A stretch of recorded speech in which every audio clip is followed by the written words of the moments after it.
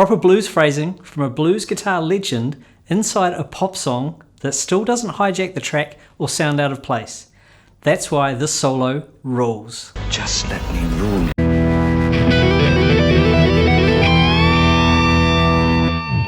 Hey, is Owen here yet?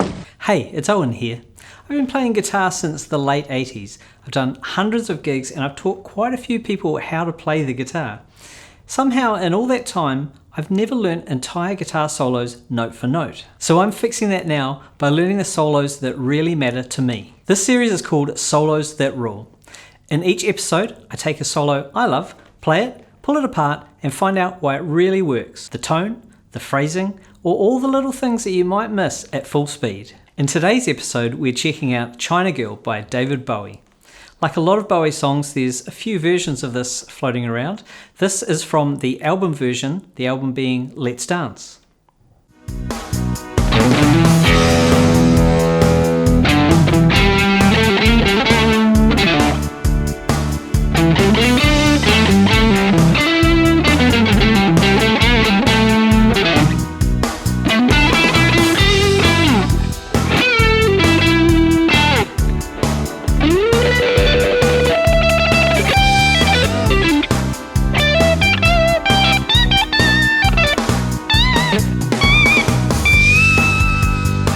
I've been playing in a David Bowie tribute band for the past 9 years. So you think I would have the solo nailed by now, right? No. While I've been playing this song for years, I've never actually sat down and learnt the solo. In our set, China Girl is actually one of my favourite songs to play, mainly because I get to have an epic solo battle with our saxophone player. Although my part in that is more unhinged Eddie Van Halen clone than the blues goodness that's going on in the original solo. Stick around to the end and I'll show you a clip of that. So why does this solo rule?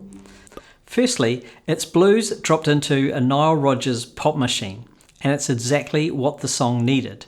Nile Rodgers was actually on rhythm guitar and production duties on this track, the man responsible for some of the greatest disco and funk pop tunes of all time, including the title track of this album.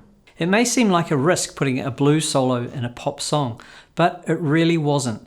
It was real hired gun work. The solo turns up, says what it needs to say, and then leaves. And it really works in this track. Secondly, the space is doing as much work as the notes. My blues rule number 1, the bits you don't play really matter. Why the big pause? This solo breathes, but those gaps aren't just empty. They're there to make the next phrase hit that much harder. Thirdly, there's some rapid fire runs with perfect pick attack. These rapid fire runs aren't just look at me things, they're more like an exclamation mark before breathing and going into the next phrase. And the pick attack is completely on point. The accents in the picking really add to the tone and feeling of the solo. Who played the solo on the original David Bowie recording? Well, I'm sure you could tell by the tone and the phrasing that it was, of course, the one and only Stevie Ray Vaughan. This is the definition of a hired gun in the best possible way. He turns up on a huge pop record playing exactly the way that he plays, and it just works exactly for what the song needed. The opening lick of this solo goes against everything I know about solos. I'm used to starting with a big bend or a big scale run.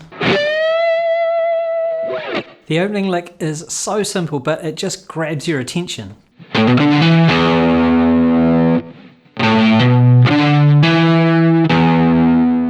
And the next lick is a blues phrasing masterclass.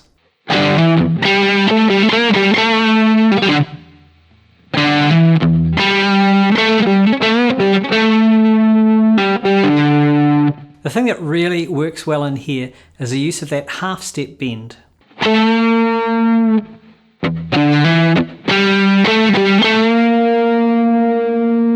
As I mentioned earlier, how hard or soft you pick the string makes a big difference to the tone.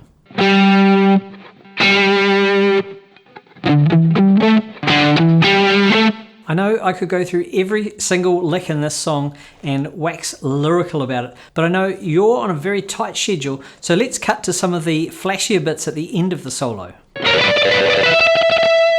So this section is a rapid tremolo pick.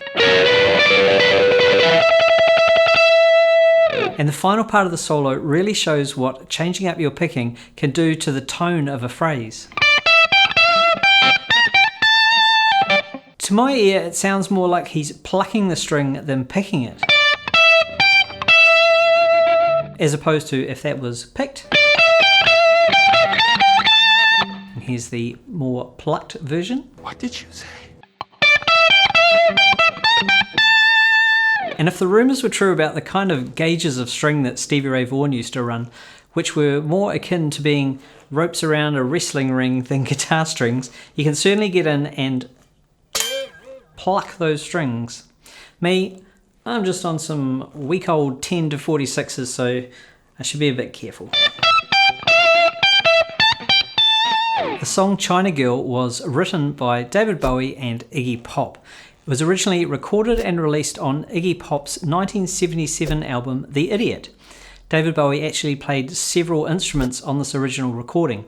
Unfortunately, the song didn't chart. Bowie re-recorded the song in 1983 with the help of Nile Rodgers, and it took on a new, more successful life. It got to number 2 at the UK charts, only being held out of the top spot by The Police's Every Breath You Take. The David Bowie-Stevie Ray Vaughan connection is quite an interesting story too. Bowie saw Stevie Ray Vaughan playing at Montreux in 1982 and very quickly asked for him to come and play on the sessions for the Let's Dance album. Bowie wanted Stevie Ray Vaughan to join his band and tour this album. But Stevie Ray Vaughan's career was just about to take off with the release of his album Texas Flood, and joining that tour would have eaten into about a year of time that would have taken away from that release. So what gear was used on this solo? The guitar, it had to be a Fender Stratocaster. No discussion required.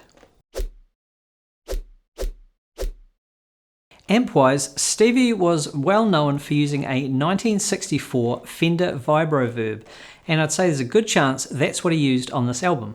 For that little bit of extra grit in his sound, he was probably using his TS9 Tube Screamer. And to get that sound, turn the gain down quite low, input up pretty high, and hit those tubes hard. And today, I too am playing a Strat.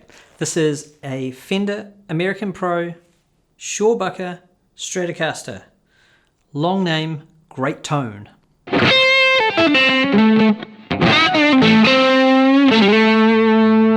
Amp-wise, I'm going digital today. I've got a Fender model with a TS9 Tube Screamer in front of it to try and get that Stevie Ray Vaughan sound. This solo rules because it's blues guitar royalty playing exactly what a pop song needed. The phrasing is next level, and the space gives it room to breathe. If you know a solo that rules, and you think I might like it too, drop it in the comments below, and you may see it in an upcoming episode. And if you enjoyed this video today, hit subscribe for more solos that rule.